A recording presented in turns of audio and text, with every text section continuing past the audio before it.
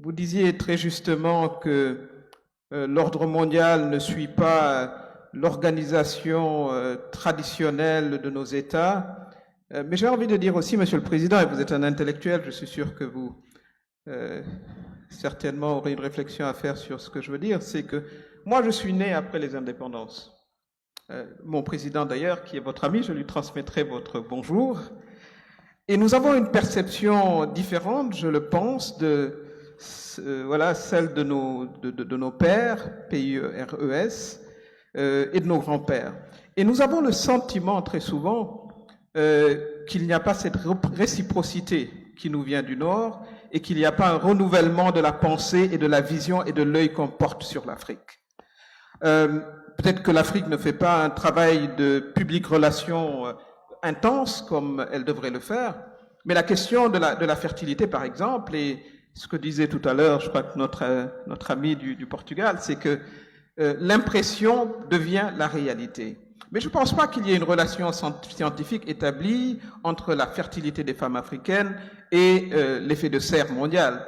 Je pense qu'il y a beaucoup, certainement, qui relèvent, à mon avis, quelque part d'une peur, hein, parce que l'Europe a du mal à atteindre son taux de reproduction démographique, et c'est vrai que l'Afrique va vers sa transition démographique. Et moi, je le vis, ma mère a eu 8 enfants, j'en ai 3, ma fille n'en veut que 2. J'imagine que c'est cela comme ça que cela va se stabiliser.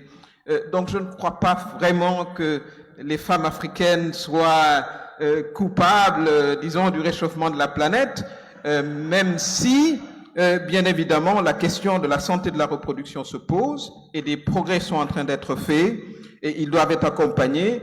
Des études montrent que le désir d'enfant, il est à 3 enfants. Mais il n'y a pas suffisamment de mécanismes de santé, etc., pour y arriver.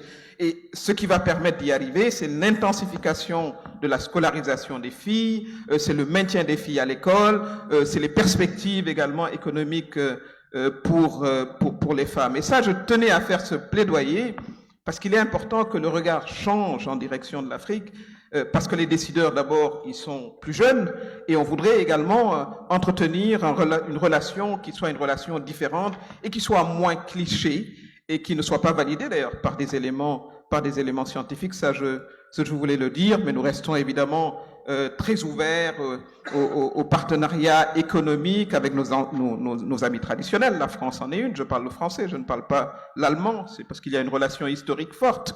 Mais en même temps, la volonté, c'est de commercer beaucoup plus entre nous. L'Abad, qui a fait son rapport, nous disait que le commerce intra-africain n'est que de 15%.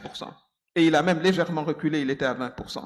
Aujourd'hui, l'un des enjeux, c'est de compter sur cet échange au sein de l'Afrique, la diversification également des relations, et la Chine également offre une opportunité, ça elle est très claire, et c'est comme ça, à mon avis, qu'il faut percevoir ce continent qui est jeune, qui est vibrant, qui se développe, qui développe des idées.